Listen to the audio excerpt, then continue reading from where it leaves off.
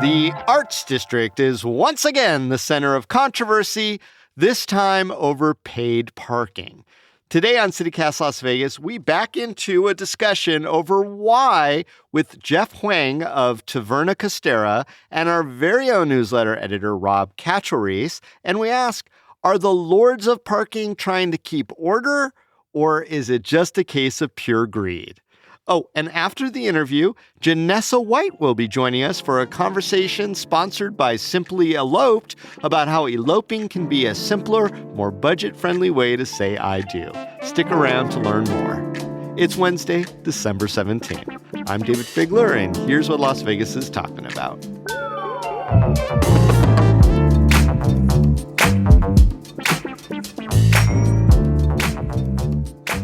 Jeff, thanks for coming back on the podcast, and we want you to explain perhaps the changes to the parking scene in downtown Las Vegas since you opened your restaurant, Taverna Costera. Yeah. Well, for starters, when we first opened, it was free parking everywhere. We opened in May 2021. And then in, I believe it was April 2022, the city moved to meter the south side of the Arts District, south of Charleston. And so they've had paid parking ever since, and we have not. We're on the north side of Charleston by the Arts Factory. It's been free ever since. And then in October, this is 2 months ago, the city changed the pricing of the meters on the south side of Charleston, which caused a little bit of action from the business owners on the south side. And then last month... They went up, let's just be clear. They didn't take the parking fees down. They rose. And kind of quietly, right? Like there was no big announcement. It's just like, oh, all of a sudden this is a little bit more. Well, I believe on the south side there wasn't an announcement, at least I saw an announcement beforehand. They announced that they were going to do it, and then there was some sort of response to it, and then they said, we're just going to do it anyway. But on the north side, where you are. On the north side, very different story. This is a month ago now. This is November 18th or so. This is not the city land we're talking about yet, right? It was the private lots owned by basically our landlord, and they own a bunch of buildings around us. But the three private lots by what used to be the Artifice, and in front of the Arts Factory, and in front of the One East Charleston building, which is now Craft Creamery, those basically said they were going to move to a paid parking system. And then the next day they said this is going to happen in 3 days. So basically no warning, and then all of a sudden those lots are paid parking. And this is right before First Friday. And then all of a sudden we see these signs on Main Street and First Street. Now these are brand new signs. This is the city parking. This is the public parking. There are signs saying pay to park, right? It's 4 hour time limit. It's from, I think it was like 10 a.m. or 8 a.m. to 10 p.m. And text to park. So this is like a double whammy where both private and city parking are coming at your neck of the neighborhood at the same time. Yes. Basically, it's the entirety of all of our parking. And Rob, you've been a patron down in the Arts District since its beginnings. What have you noticed as far as changes in parking go on south and north of Charleston? Jeff, clarify with me. When they posted the signs, the city did, were those on display and then there was feedback? Because when I was down there recently, those signs were covered with what almost looks like a trash bag type material. Like, hey, we're not going to quite reveal these yet. How was this sprung on you? Were the signs on display and then covered, or were they always covered? So they were on display. This was probably Wednesday, Thursday before First Friday. But the payment system isn't active. So if you go to text that number, there's actually no payment mechanism. But the signs are up, so it's already a deterrent. So that's kind of why I drafted that statement in the speed that I did, and that's why that had to come out. So when I wrote that on Monday, and then the next day, the signs were covered up in plastic bags. Yeah, I mean, and this is a big evolution because it used to be no paid parking in the Arts District. When there was paid parking downtown, it was like Fremont Street. You could get like validation at places like the Golden Nugget. It was very inexpensive. I mean, I'm glad you brought that up, Rob, because it really has been a years-long issue in all of downtown. When Fremont Street was the hot new property, they started putting in paid parking almost everywhere, and now nobody goes down there because all those businesses have kind of died off. When the Arts District first started, there was lots and lots of free parking, and then slowly but surely they started implementing all these different programs. But the area where Jeff is, which is north of Charleston, really had been immune to most of that, both private and public. And now it seems like everything is just like falling on them at once. So, Jeff, you mentioned that you sent out a multi-page letter. It was very precise. It had a lot of, I will say, measured anger in the way that you and your fellow business owners were being treated by the city. And then you organized an event this past Monday. Tell us about the event. Tell us about why all the business owners in the Arts District seem to be up in arms. Yeah, so like a big part of the reason we had this meeting is there are a lot of different businesses involved, and there are a lot of nuances that aren't really covered by the current parking systems. So, for example, Troy Heard at Majestic Repertory Theater, when they originally had the parking on the south side, it was $10 a month for the employees. But the problem with the system is that it doesn't account for their employees, because what counts as an employee, right? Because they have a bunch of actors who don't necessarily count as employees and don't necessarily fit under that system. So like at Taverna Costera, we have 28 employees, right? That's just the people, on our staff. But we run live music Wednesday, Thursday, Friday, Saturday, Sunday. We run multi-band, multi-artist shows. We have somewhere between 50 and 100 musicians on a given week. Where do they fit under this umbrella? Is there free parking for these guys, or whatever the price for an employee is? That they aren't necessarily accounted for. So one is making sure all these bases are kind of covered when we go to make a proposal. But the bigger picture is making sure we're aligned on, we have an idea what we're asking for. Because, on the north side, we're not prepared to handle, the city meter parking in any sort of way. Because right now we don't have the foot traffic for that. Yeah, I mean, nobody wants the meters, especially even if you're paying for employees, like they still have to find a place to park. And how much are they paying just for the privilege of working? That's like a very fundamental issue. Or how safe is it? And there's no validation, right, for employees. Right. What are you worried that the impact of paid parking will be? I mean, we're already seeing it. It's like, well, even just with these private lots, we already have a shortage in parking where nobody wants to pay the $4 an hour for the paid lots, and everybody's just taking up the other spaces. But now we have a shortage of the other spaces. Like, we don't have that many public spaces to begin with. I mean, it's just an extra burden on the customer, an extra burden on the businesses. When we talk about like the live music scene, for example, the local market for live music has basically evaporated since in the time since we've been here. And so the kind of shows that we do at Taverna, or the multi-band, multi-artist showcases, they don't really exist, in a lot of other places. Like, we're basically the only ones doing that. And kind of the burden is, on the customer. The customer already can't afford, like in this economy, to spend $10 to $15 for a show, much less spend $10, $15 on a parking, for parking in order to spend $10 to $15 for the show. We don't have attractions here worth spending $40 an hour on parking for. That's the bottom line. So we're just not there yet. You try to keep those ticket prices low, and now parking's going to cost more than the ticket itself. Yeah, and then also the musicians can't afford to play in these shows, right? What the city sort of enacted in a completely unwitting manner is a pay-to-play scheme where the musicians pay parking in order to play these shows. Yeah, I mean, and you're talking about live musicians, but also there's a lot of theaters down there. The actors would have to pay to act. The musicians have to pay to musicianing. It really is one of those things that maybe everyone didn't think about before they just went in for the money grab. Now, the city released a statement saying that they've been working with businesses on this issue. Have they actually reached out to you and tried to, quote unquote, work with you as a business in the Arts District? That's a point of contention, A, and B, the answer is no. So they're full of it. Well, that's my suspicion. That's my language. You don't have to use that language. Yeah. Well, here's what I wonder. Rob, what do you think? Look, the pushback is easy. Some argue that paid parking in a hot area like the Arts District is a good thing. It discourages driving. It pays for infrastructure. It turns over spots so more people can come down there and encourage people to be smart about how they get to the area like the Arts District with less cars, like carpooling or buses, etc. I mean, are you trying to suggest that paid parking is a good thing because it generates revenue that can build more paid parking garages? I mean, maybe, but look, I don't think... What a brilliant business strategy. I don't think that the city is driven by pure greed, although I know that people have argued that, they see a hot area, they want to try to extract as much money as they can.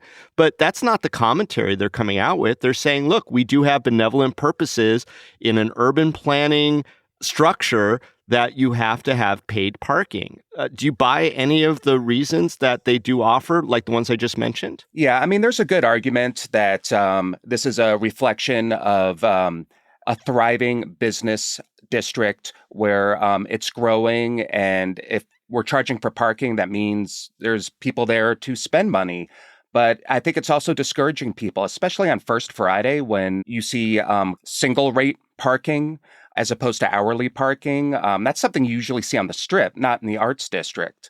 It used to be you could just go down there, park next to Arts Square or the Arts Factory, and it was very convenient and very easy just to get out and walk around. And I think it eliminates that sense of exploration, or at the very least hinders it. Now it's going to make the Arts District more of a destination place where you have a specific purpose and a specific place you're going to, and then you want to leave maybe within an hour or two because you don't want to get charged again for that third hour. Right. Or miss re-upping and getting the big fine, that because that's part of this equation too. And also one other thing that the city is doing that needs mentioning is that they're increasing the minimum amount of time that you can put on your meter.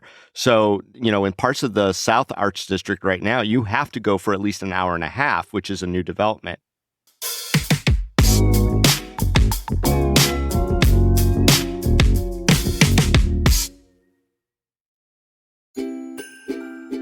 Nothing says 'tis the season in Las Vegas like the Magical Forest at Opportunity Village. In its 33rd season, tickets are on sale now, and they include unlimited rides, mini golf, the Magical Forest Holiday Lights walking path, and trips on the Forest Express train. You'll see Santa there and have an opportunity to get gifts, goodies, and treats throughout the season at the holiday shop, with a beer garden open select nights for the 21 and over crowd. Tickets for the Magical Forest are on sale at www.magicalforest.com. As one of the primary fundraisers for Opportunity Village, attending the Magical Forest directly supports people with disabilities in Southern Nevada. The Magical Forest at Opportunity Village is open every evening from December 15th through the 24th, and then again the 26th through the 31st. Get more details and purchase tickets at www.magicalforest.com and stay updated by following the event's social media accounts on Facebook, Instagram, and Twitter at Magical Forest OV.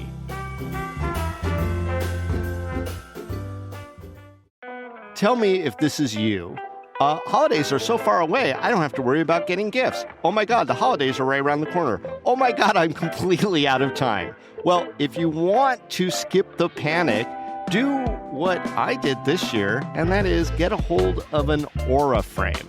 It is so hard to find a personal gift for the people you're closest to, but what better way than to share pictures that you know that they would love to see on a beautiful digital picture frame. It really is a beauty, and the photo quality is amazing, and every frame that you send as a gift comes packaged in a premium gift box. For a limited time, save on the perfect gift by visiting auraframes.com to get $35 off Aura's best-selling Carver matte frames. They've been named #1 by Wirecutter. Just use the promo code CityCast at checkout. That's auraframes.com, promo code CityCast. This deal is exclusive to listeners, and those frames do sell out fast, so order yours now to get it in time for the holidays. Support this show by mentioning us at checkout. Terms and conditions apply. So, Jeff, let me bring it right back to you. What is it that, the business owners like yourself specifically want, and how are you letting the city know what you want? Yeah, I mean, there will be a time for paid parking, but the economic environment, we're not there right now. So, like on the south side, the numbers that everybody's throwing out is everything's down like 20, 30%. Like everybody's kind of struggling on the south side. On the north side, we've never had the foot traffic. Everything's kind of event driven, but outside of our events, especially at our place, there's no foot traffic, right? Like we're except not, First Friday. I mean, First Friday, it's inundated with people, right? But that's only one day a month. So, what are you specifically asking for right now, at least for your part of the Arts District? This is part of the conversation that we had on Monday. There are basically two solutions. One is either take away the meters from the south side, at least the city meters, and have free parking on both sides, or status quo, September, which is free parking on the north side and reverse the price increase on the south side. But I do believe the ask on the south side is they do want to remove those meters. I mean, one bright spot is that Monday through Friday, they have what they call the free lunch hour of parking, which I believe used to be 11 to 1, and now it's 11 to 2. But they also don't advertise it, Rob. I mean, that's the funny thing is Yes. like you can go to, I've seen people feeding money into the meters during that time frame because there's no signage on the meters that say you don't have to pay from 11 till 2 Monday through Friday. Well, which is David, you know, remarkable. you're Mr. Downtown. You remember they used to have like little signs on the corner of the kiosks that kind of announced it back when they started this. Yeah, I those are haven't gone. seen those Yeah. in I don't know how long, but it's almost like they're doing this to kind of see, hey, see, we're working with you, but we're not going to advertise it and let people know. And if they pay anyway, oh well. Yeah, that seems to be another point for greed. But Jeff, this is the second fight between the arts district and the city this year. The first being the noise ordinance. I don't want to talk about that. We talked about it a lot, but I do want to ask maybe a bigger question, which is what does this say about the relationship between the city and this neighborhood? I thought about this a lot, you know, in the last week or two. It's not really us against them. It's not right. It's not like the city doing this. There are elements of the city, you know, responsible for some of these actions. Like who they are is a different question. But my personal feeling, I don't feel like the city is coming after us. And this is part of what we discussed. You know, what are those mechanisms driving these actions? Like, is it a particular person or a particular department? That seems more likely than, you know, there's a citywide initiative to come after the arts district. Well, let me ask you, Jeff. You know, there's obviously people in charge of parking and parking policy at the city. There's also the city council person for your area, which I believe is Olivia Diaz. Are they working with you on these issues? Do they seek your input before they implement these broader parking policies? And, you know, how would you grade them on that? As far as I can tell, nobody's talked to any of us about anything. Well, that absolutely seems to be a blind spot for the city. You know, what efforts are being made to convince the city that they need to talk to you about this before they start doing stuff that obviously impacts your bottom line? Well, and, you know, that's why we're here talking about this, right? It's why these statements are written in a way to ensure that, you know, these things will be addressed, rather than have certain, you know, people look at it as like easy pickings and let's just, you know, whoever's in charge of parking revenue say, well, let's just go after the arts district because we're not going to get any blowback for this. Wow. Well, they were wrong about that, it sounds like. Well, you know, Rob, you and I have had many conversations about how we believe that free parking is a birthright for us here. Yes, we talk about this all the time. Yeah, we do. Because, over you know, drinks, over dinner. Over drinks, over dinner, when on we're podcasts. Lamenting the fact that we just paid for parking wherever we are, strip or otherwise. Let me just go then and ask you the ultimate question, Rob. What's next? I mean, is this just the start? Are we going to see more of this kind of paid parking policy outside of downtown? Well, if the arts district thinks it sucks right now, get ready, Las Vegas, because I believe more paid parking is coming to the neighborhoods around the tourist areas, because we used to have paid parking just on the Strip. Actually, we never had it on the Strip, but then it came up. Then we had it downtown. And what I've noticed, and if you go to Arts Square and the Arts Factory, is there's a private company that we've mentioned earlier in the podcast, but it's called Metropolis. And Metropolis is starting to show up everywhere now. And what they do is they make paid parking easy for any business because there's no kiosk. Or property owners. Let's just say that most of the time it's property owners, not the businesses that rent from them. Right. I should clarify that. But what they're doing is they're making it easy to implement paid parking because all you do is post a QR code and people have to scan it. And then that's how they pay for parking. And this is showing up, actually Resorts World is doing it, but also Area 15 is doing it. And you're going to start seeing this happen everywhere. And what it does is it scans your license plate. You sort of go in and out, and they're basically like tracking you and billing you.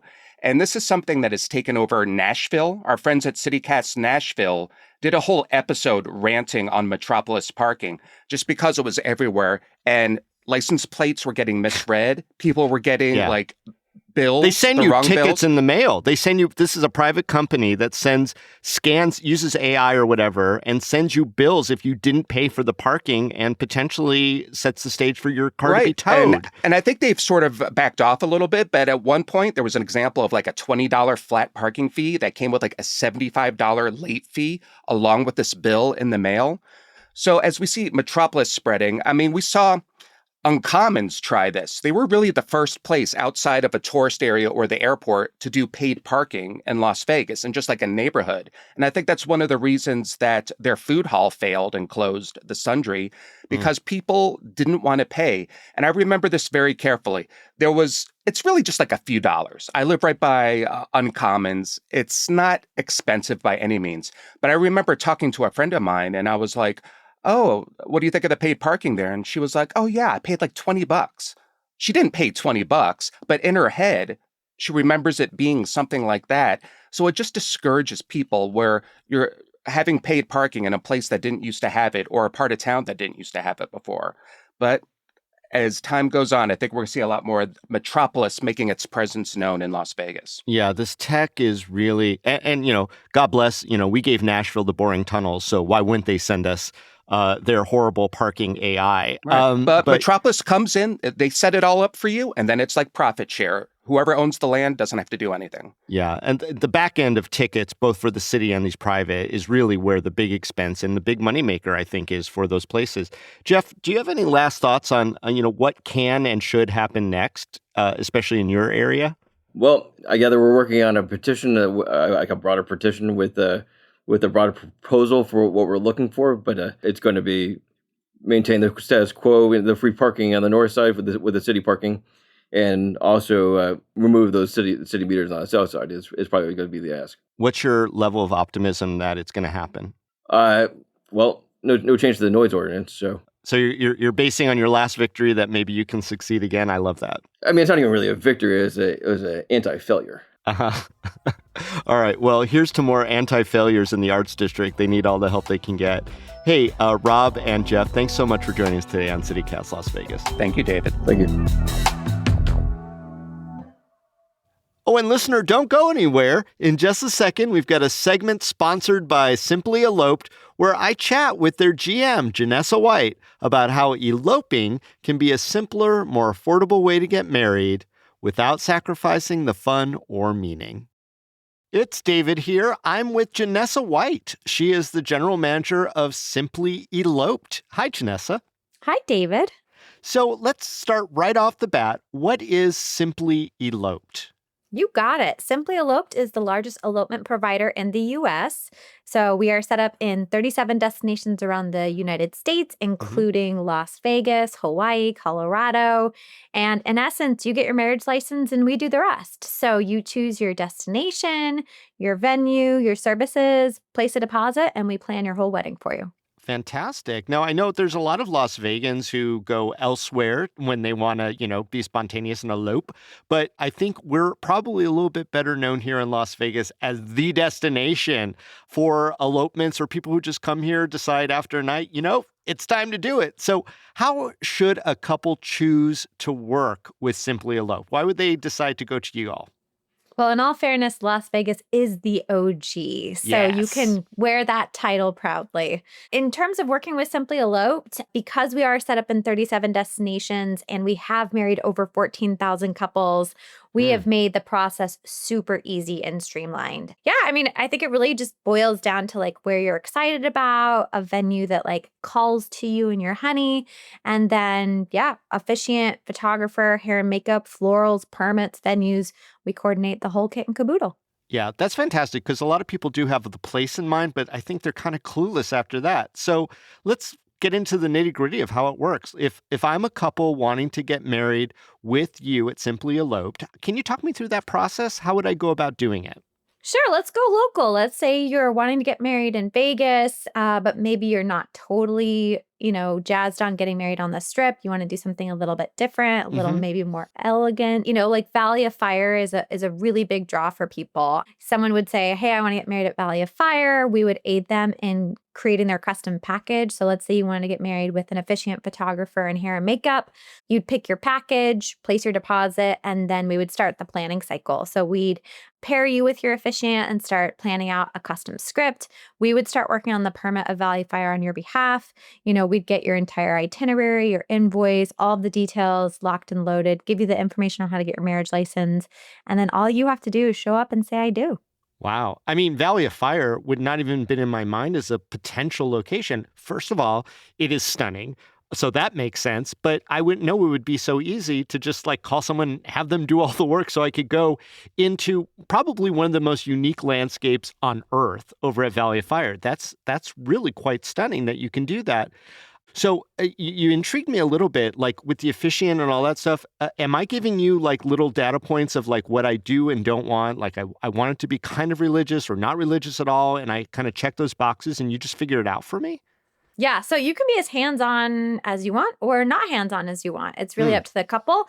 So, if you were like, hey, I want it slightly religious, but not heavily religious, you would work with your officiant to personalize that script. We do a lot of mixed religion ceremonies. We've done Lord of the Rings themed ceremonies. We've had dogs act as officiants in places you can self-solemnize. So really, when we talk about personalizing your ceremony, like we mean it.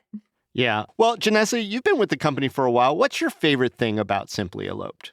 Honestly, David, it's hard to choose one. I guess for me specifically, I think something that I see a lot with couples who are getting engaged is that they feel a lot of pressure to do what their parents want them to do or do what their community wants them to do. And, I think that a ceremony is about the love between two people, not necessarily about the big party you're going to have or the showcase or the display. So I think my favorite thing about the evolution of Simply Eloped, we've been in existence since 2016, is just seeing couples become more grounded in like what they want. Some couples have a private ceremony and then a big party later, or some couples just only want to get married, the two of them with a cat in a backpack in the remote wilderness, So I think my favorite thing is just seeing all of the unique ways that couples really bring about the uniqueness and the specialness of their relationship, which is really what a wedding should be. Yeah. Well, here in Las Vegas, we like to call ourselves the wedding capital of the world. So I'm really glad that you guys are operating here for people who want to come and also for us who, maybe want to get out of Dodge to have a fun elopement. So, Janessa, I really appreciate you being here. Thanks so much for joining us on CityCast Las Vegas. Great to meet you, David. Thank you.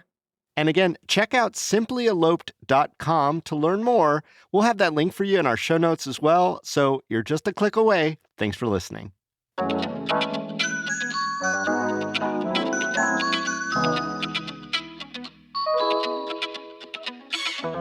And that's all for today here on CityCast Las Vegas. If you enjoyed the show, go tell a friend. You can also rate the show, leave us a review, and subscribe to our morning newsletter. And we here at CityCast Value will never pay for parking to listen to our show. It's free. Yeah, but you can support the show and get some great perks by becoming a CityCast Las Vegas neighbor at membership.citycast.fm. Purely voluntary. We'll be back tomorrow morning with more news from around the city. Till then, stay lucky.